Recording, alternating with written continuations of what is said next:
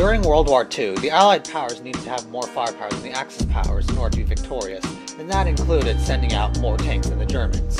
In order to estimate the number of tanks the Germans had, they didn't make blind, educated guesses, but they used two equations that later turned out to have astonishing accuracy. The equation involved an intelligence officer recording the number of tanks he spotted and what the serial numbers were, and then using either Bayesian analysis or the frequentist approach to produce an estimate.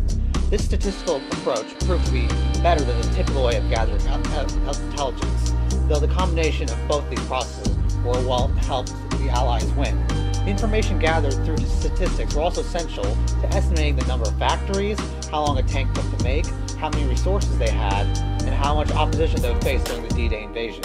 Once again, math saved the day. However, this very process that helped us could also be against us. If you use the same equations but replace tanks with the human race, and replace serial numbers with our placement in the timeline of the human race, for example, I'm the 100th billion to have ever lived, then you can theoretically find out how many humans will live and when we will go extinct. In 1983, astrophysicist Brandon Carter did just that and concluded that the human race will have a 95% chance of capping off at 1.2 trillion.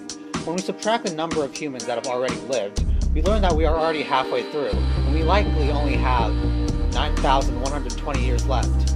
This is called the Doomsday Argument, and in its 31-year lifespan, it has garnered some criticism. But remember the accuracy of the statistics pulled on the German tank supply, and the fact that math doesn't lie.